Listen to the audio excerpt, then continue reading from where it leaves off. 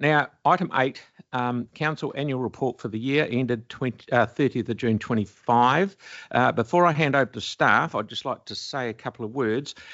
In the past 3-year term, it was a real privilege. Christchurch and Banks Peninsula continue to grow and attract new people and businesses. 14 years on from the earthquakes, we honour what was lost, but we can be very proud of the resilient, thriving city that we've built together. Our resident survey shows real progress. 84% of services met satisfaction targets, the best result since before the earthquakes, and overall satisfaction is up to 53%. Major projects are advancing. The upgraded wastewater treatment plant is in design and well underway, and the new Omokihi South Library and Customer Service Hub is set to open in December, which is just over a year away. So that's very good. Te Kaha Stadium remains on time and on budget for its April 2026 opening, set to bring year-round sport and entertainment back to the city. We've worked through complex national reforms. We've kept our water services local, which we just got the letter to say that every government's happy with us, which is good news. Yep, everyone's happy. I bet you life we are. And stood up for community concerns over housing intensification. I thank councillors, staff and residents for their effort and commitment. Christchurch is heading in the right direction and the future, I feel, is looking very bright. So thank you very much. And I'll ask staff to come up and to the table, and we've got Bede and Chris, is it? Yep. Welcome.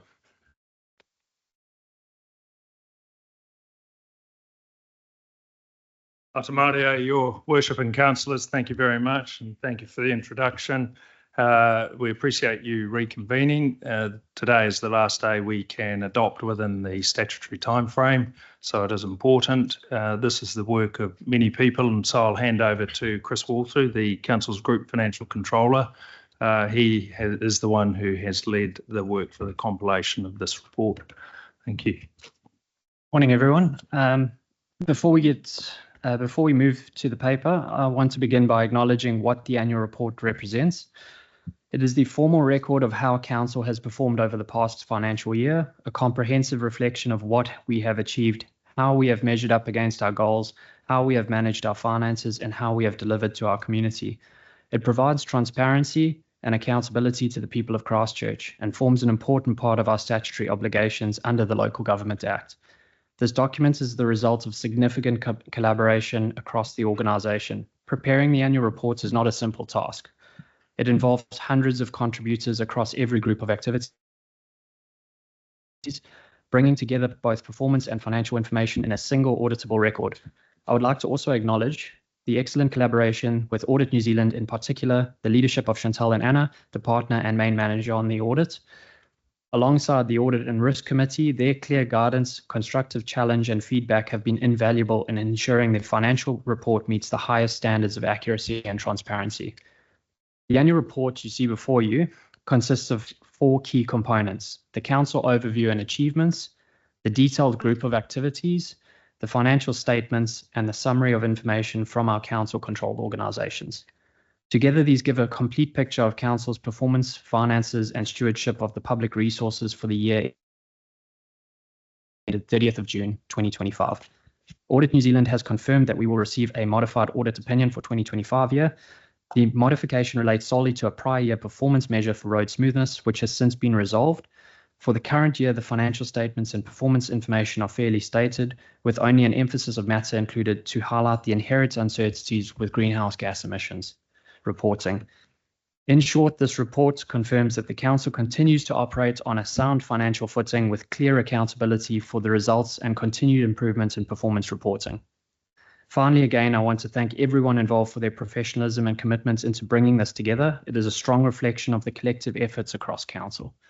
I'd like to open up for any questions from councillors before. Yep, thank you, Chris. Right, Yanni first, please. Thank you. I did put this question through ahead of the meeting, but I haven't had a answer, so I'd just like to get some clarification, please. On page 408 of our agenda, I note that the Central Plains Water Trust is quoted as not received, not audited. Can I please get an explanation as to why Central Plains Water Trust has not been received, why it has not been audited, and what the issues are?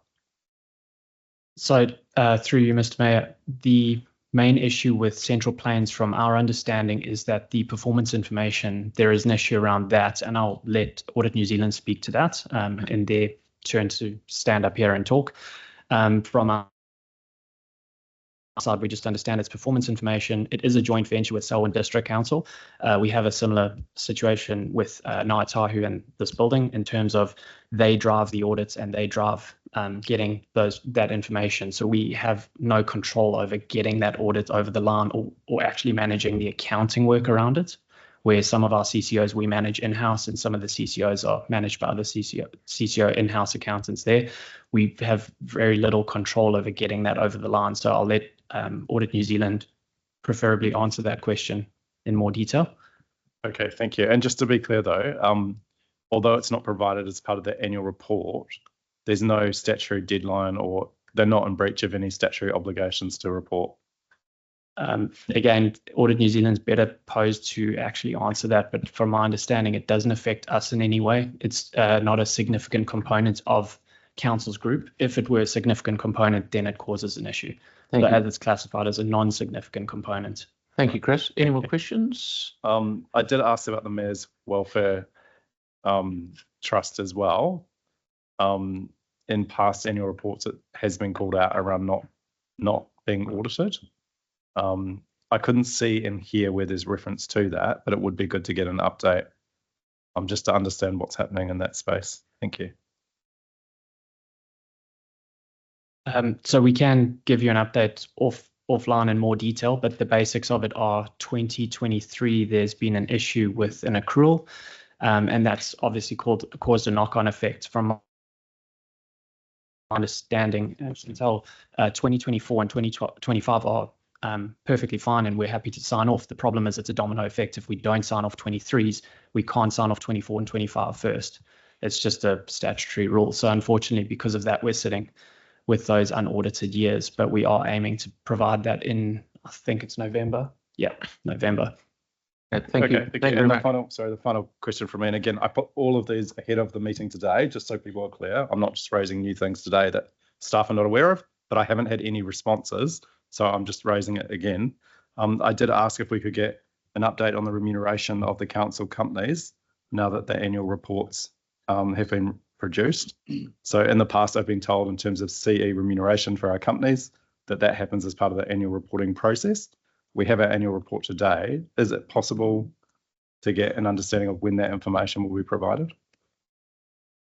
Yes. So for the CEs of our CCOs, the main thing is they are all on a publishing deadline of the 30th of September, which basically pushes our group to, we're allowed to publish on the 31st of October, which is a month later.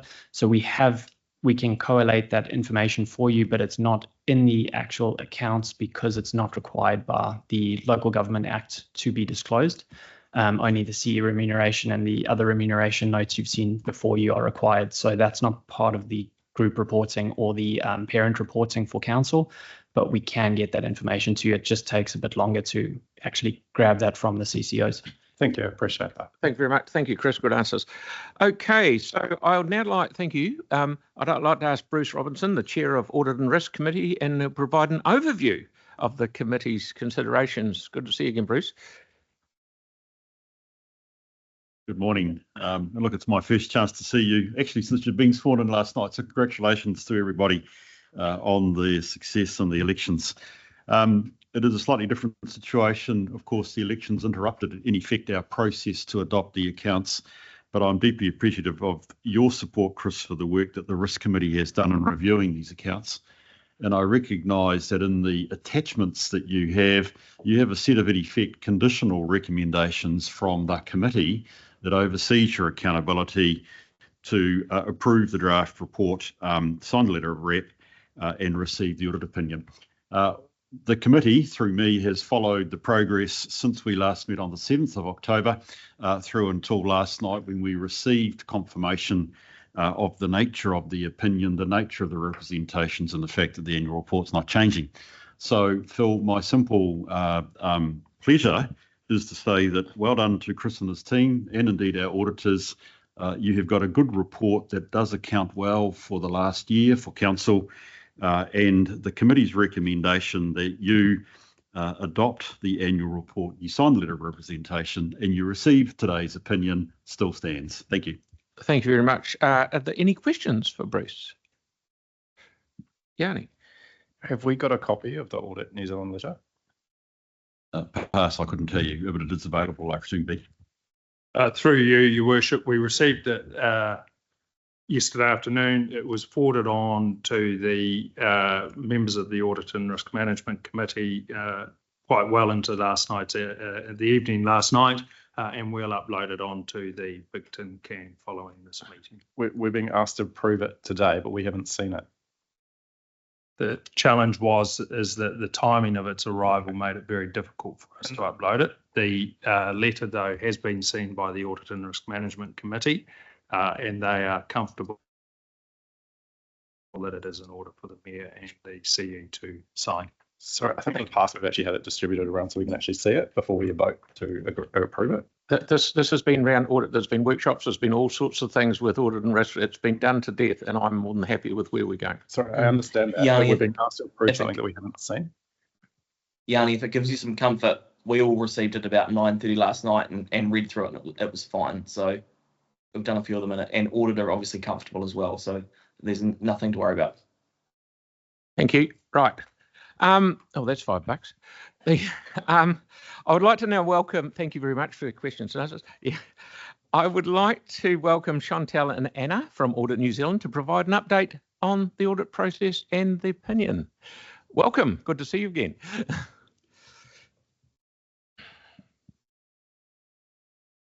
Good morning, everyone. It has been a good audit process. We've worked well with management this year. Audit and Risk has been informed through the process in terms of how the audit has gone. As mentioned by Chris, we intend on issuing a modified audit opinion, which means that we do make mention in our audit about things that we want the readers of the audit report to focus on.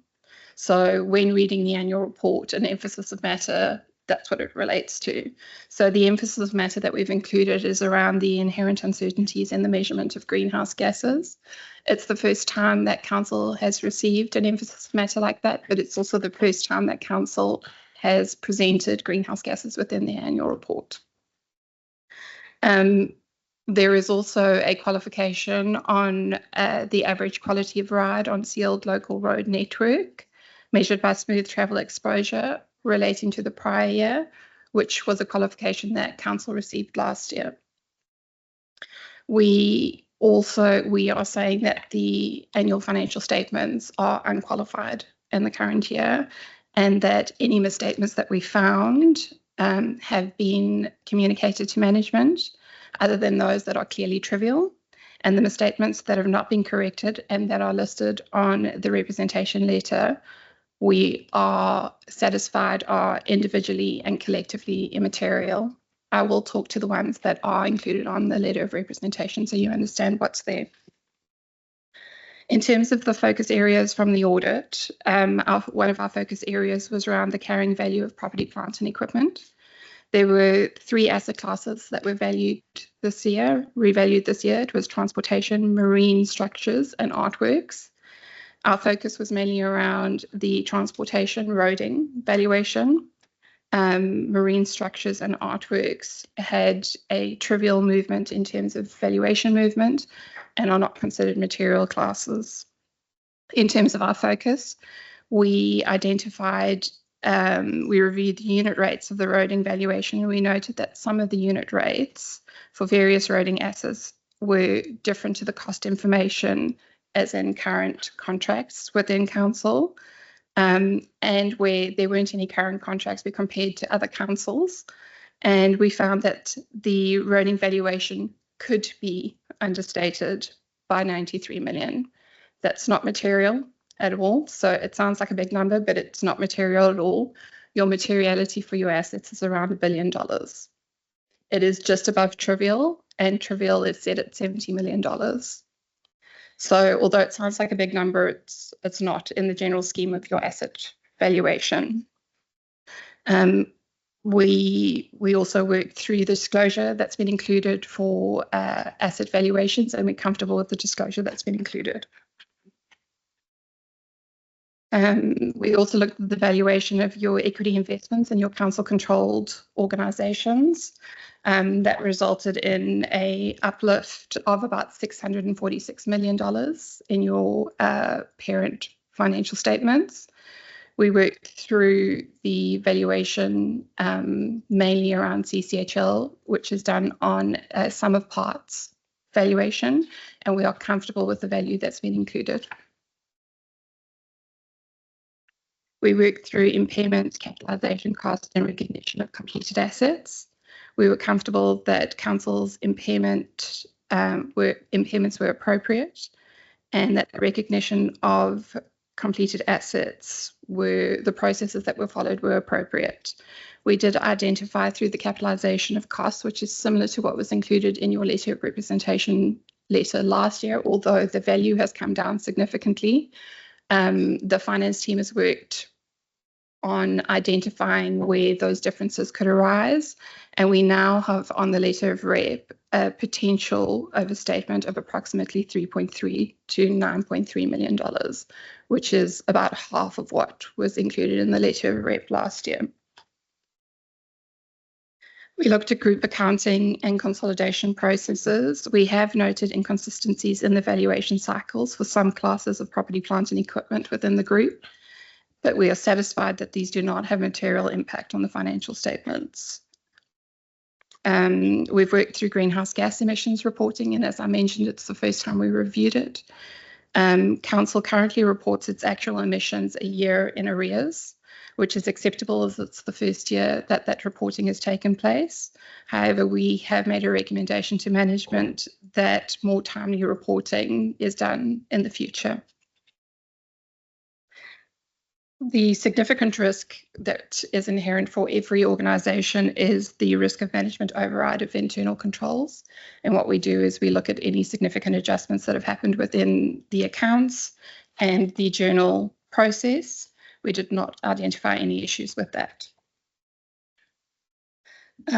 You would have seen on the report that was presented to you last week that we were considering whether or not an emphasis of matter needed to be included for the local water done well process and the approval by the minister. We understand that that was received on the 29th, and therefore that emphasis of matter is not included in your opinion. In terms of the performance measure, the average quality of ride, management has done a very good job of getting the right resources in place to be able to make sure that the estimates included in that calculation have been done appropriately. And that finding has been cleared in the current year. Unfortunately, due to the nature of the system, we weren't able to go back and rerun because it's a live system that operates all the way. So the comparative performance measure is still qualified. There was a prior period adjustment that was included in your annual report on the treatment of intangible assets. What we identified and with management is that the interpretation of when an intangible asset should be capitalised has been revised, and that has been adjusted through your accounts. Overall, we're happy to say that we're able to issue our audit opinion today and that our audit is complete. Thank you very much. That's good. Tyler, you had a question? Yeah.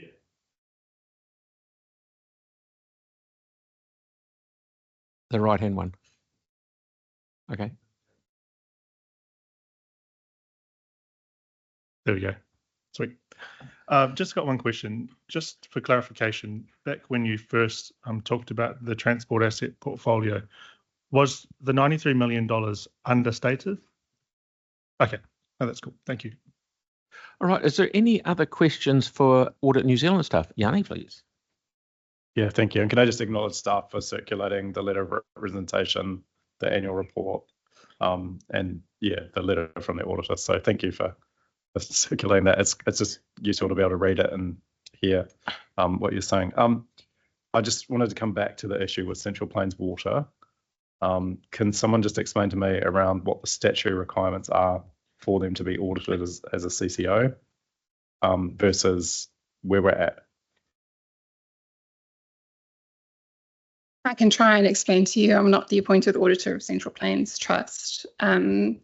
I inquired from the appointed auditor to determine what the main issue is that is holding up the process.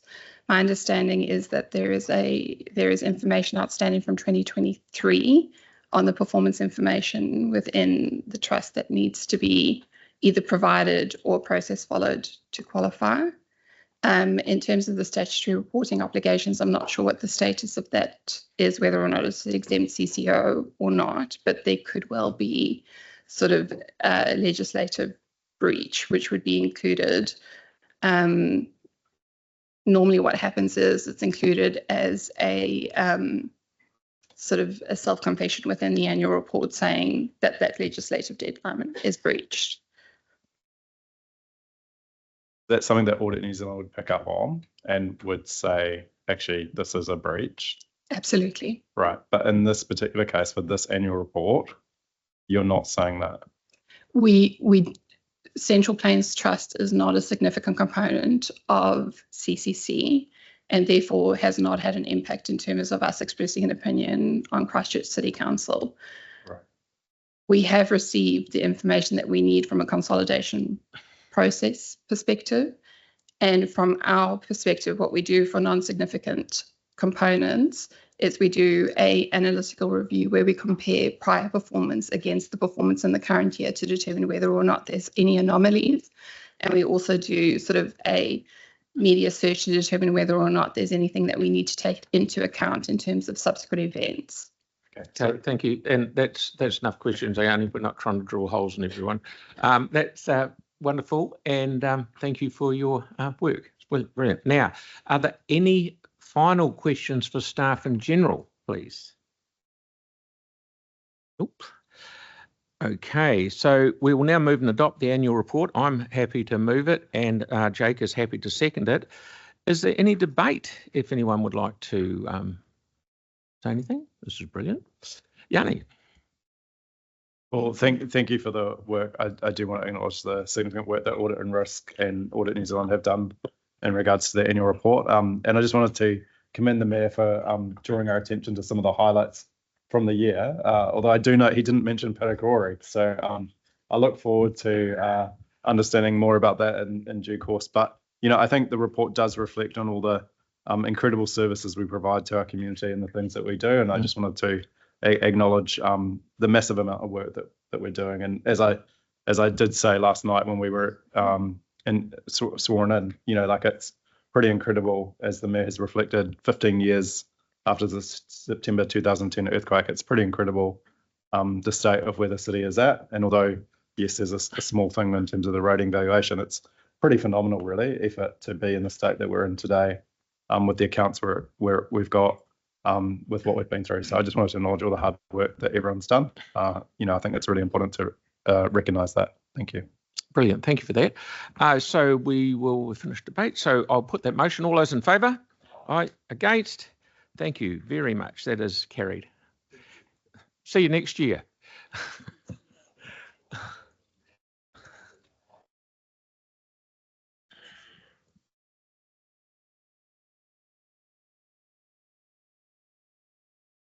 Give you a swap. Thank you very much. Thank you very much. Right. Thank you very much. So that one? Sure. Thank you. Thank you. Thank you very, very much indeed. Okay. Right. So that's we got. Yep. Okay. Thank you, councillors. Can we please stand now for the closing karakia?